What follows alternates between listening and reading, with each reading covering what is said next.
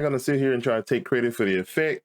I'm actually leave a link in the description down below for the original tutorial video that I watched. It's from another DaVinci Resolve creator that usually specializes in AMV videos, and this is one of the effects that he did in the tutorial. The only part I did was actually take it and turn it into a free preset that you can use on the edit page. Now this more or less is like a beta/prototype preset. I think it's more that can be done with it, but I still need more time to kind of mess around with it to further tweak and give you more options and things like that. Nevertheless, the link is below the like button. And once you get downloaded and extract the file, just simply double click to install. Now within DaVinci Resolve, you simply go to the effects panel, hit the drop down on the effects. You see a folder that says GS Effects. If you download the new Liquid Explosion update, you'll find it in the same folder. I'm actually go over that as well at the end of the video. With the glass shatter effect, you have 3 different effects. It's X, Y, and Z. These are actually the axes in which the glass effect takes place. So I'm gonna import some footage and I'll show you how it works. The Z axis more or less comes straight forward. You can see here, you actually get your little demo. It comes basically straight forward, you like towards the screen. The Y axis make it drop straight down, and then the X axis make it go from left to right on the X axis. So I'm gonna grab the Z axis, drop it on my footage. Now the effect is set to the duration, so however long your footage is, that's how long the effect will take place, more or less. And you see it basically takes the whole frame for the last shard to drop. In the Inspector tab under effects, you got a couple of options. If I move this up and go to generators and grab a solid background, I'm gonna lengthen this out to the same size. I'm gonna change it to white. Once the effect takes place, it is an alpha background. And if you go back into the inspector and click on the footage effects, you got a drop shadow, you can cut it on and off and just get a little drop shadow of the shards. You can change the detail of it by changing the contrast here. And the detail is more or less the fast noise generator. It'll change the look of the shards. Go back to the first frame. You see if you go too high in the contrast, it'll kind of warp the edges. Now you can zoom in and kind of fix that. And then once you shatter apart, you won't see those edges. You also get a little bit of warping here in the actual frame. Go ahead, repeated preview, you can see a little warping right there. So I wouldn't go up too high in the contrast. I do have the option cut on motion blur, but it is very intensive because the glass shards are actually dealing with 3D space. They're gonna take quite a bit of rendering time. I suggest if you're gonna use motion blur to activate it and then like render in place. So say for instance, I go in here and I cut on motion blur. These are pretty good settings. Like I said, it's gonna take a little while to actually cache. So I'm just gonna right click, go up here to render in place. I'm gonna change this to DNHR. And if you want to keep the alpha background, say for instance, you want to use it for a transition, you can use it the 10-bit or the 12-bit 444, or go ahead to HQ. This is rendered out with an alpha background. So once the effect takes place, you can place a clip underneath it and use it as a transition.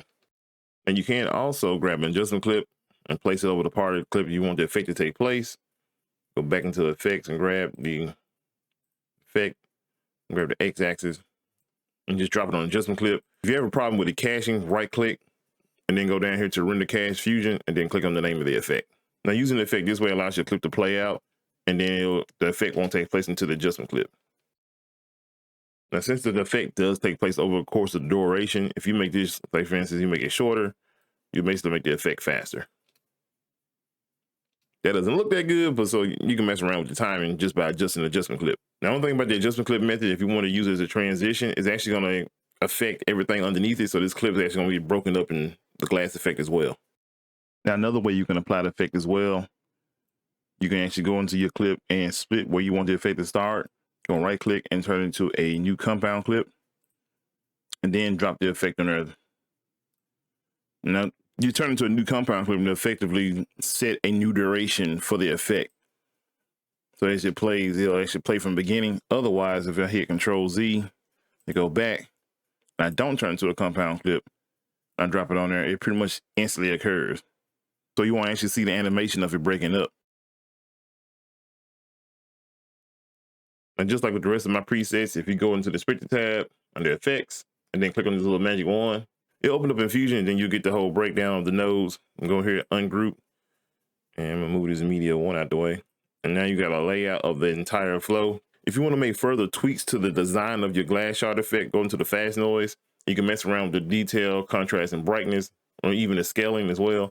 If you want to create your own keyframes to the effect, you can go into the replicate node, double click, and then you just mess around with the X, Y, and Z axis here. You can also mess around with rotation as well if you want to. They'll basically make the shards rotate if you're looking for that. So they'll rotate over time. But this is the node you need to mess with if you want to create your own keyframes. Just basically go ahead and double click to reset them, and then you can change them how you want. Now for my updated liquid explosion, basically make a copy of the clip and rotoscope out the subject. You're gonna drop the effect on the bottom clip. You go to the effects tab, you can change the color of the effect using the color wheel. You can change the glow effect by changing the threshold gain and the glow size.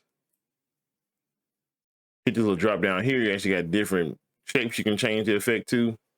And then the rest of these options here allow you to further tweak the effects. Once you play here in the first frame of the clip, you can actually set a keyframe.